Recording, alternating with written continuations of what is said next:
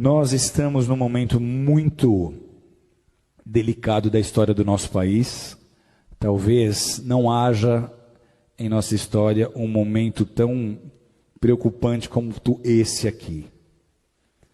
Nós temos visto, nos últimos anos, o país mergulhando numa crise moral.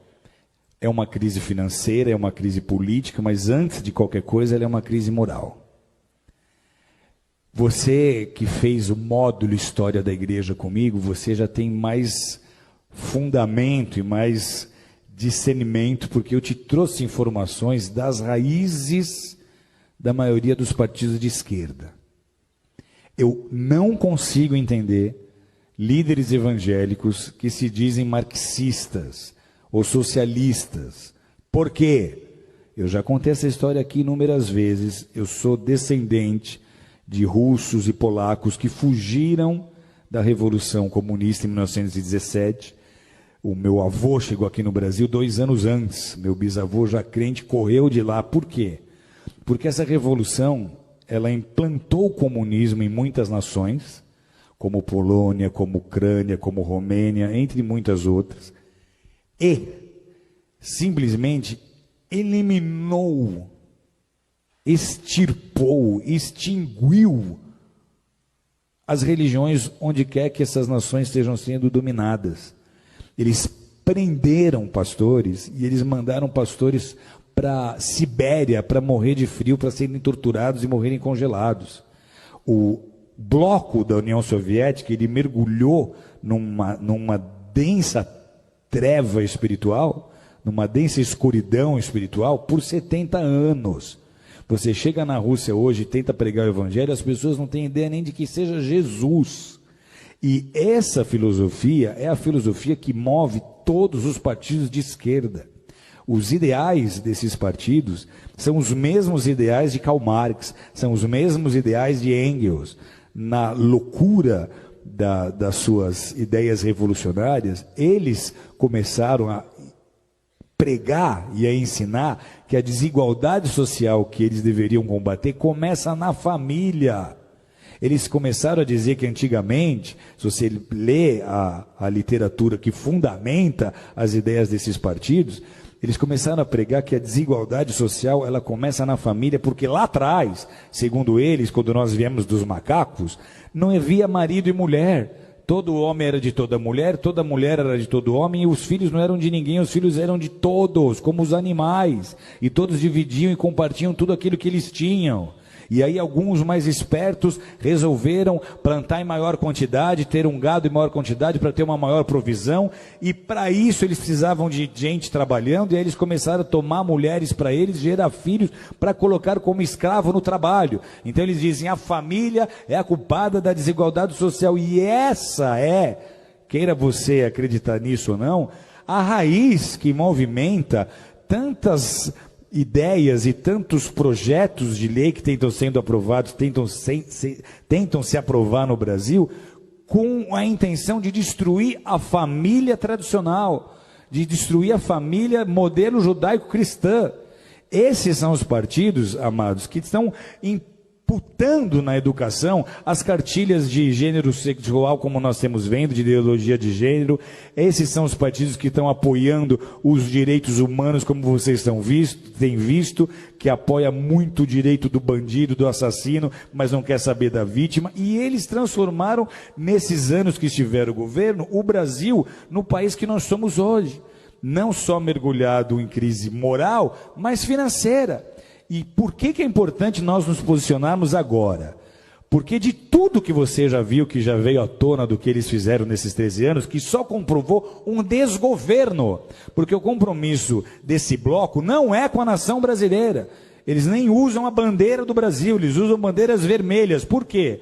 Porque lá em 81, o nosso ex-presidente Lula se juntou com Fidel Castro, eles formaram o Foro de São Paulo. O Foro de São Paulo tinha o ideal, lá em 81, de transformar todas as nações da América Latina em nações socialistas, em nações comunistas, e eles conseguiram, então, unir essas nações e edificar uma espécie de União Soviética na América Latina.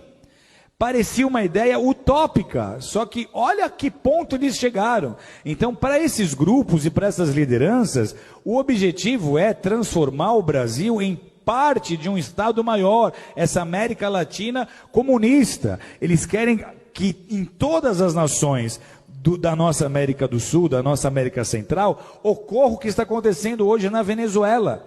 E esse seria o caminho se nós não tivéssemos vivido as interrupções que nós vivemos. Por que é um desgoverno? Porque os nossos presidentes passados não governaram com o interesse de beneficiar o Brasil, mas eles usaram dos nossos próprios recursos para construir porto em Cuba, para ajudar países na Bolívia, para ajudar países que têm a mesma mentalidade que eles. Então, se nós permitirmos que um partido qualquer de esquerda, com essa mente e com esse coração, suba ao poder mais uma vez, o Brasil não vai resistir. Vocês estão entendendo o que eu estou dizendo? O Brasil não vai aguentar. Financeiramente vira caos. Vira caos, porque a economia para estar ativa, ela depende de investimento externo. Os investidores não vão botar dinheiro num país em que eles não têm confiança, ok? Então, se sobe um líder de um partido desses e ele tenta botar um bom ministro da Fazenda para tentar convencer os investidores de que tudo vai dar certo, isso não vai funcionar. Vocês estão entendendo ou não? Então, vira caos. A grande preocupação qual é?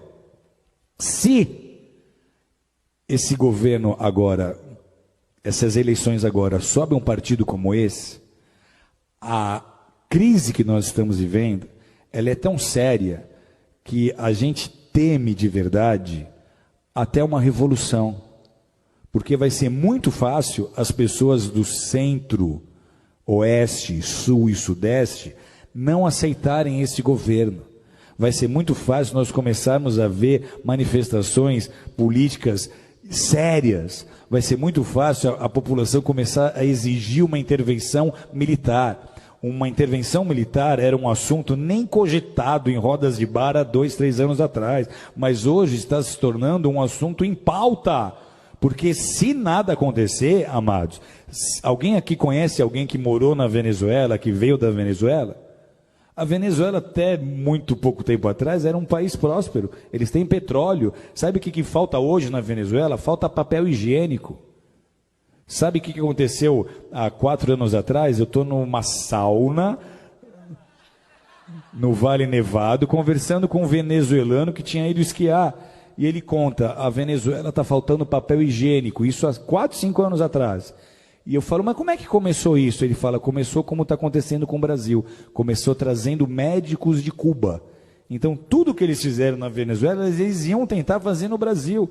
Se nós dermos a oportunidade deles subirem ao governo de novo, não será mais como foi da primeira vez. Você não vai ver o Lulinha paz e amor. Você vai ver o Lulinha revolucionário que vai tentar implantar o modelo político que ele acha que é o melhor para o Brasil. Sabe o que acontece com a igreja num cenário como esse? Tem ideia ou não? Primeiro, os nossos valores já estão sendo desprezados. Nós, para eles, somos o ópio do povo. Eles não veem valor naquilo que nós fazemos. O marxista raiz, ele é ateu. O evangelho para ele não significa nada. Ok? Então, para a igreja, esse é o pior cenário possível. Deus está no controle, sempre esteve e sempre estará. Mas a gente transforma uma nação com oração e com consciência na hora de votar.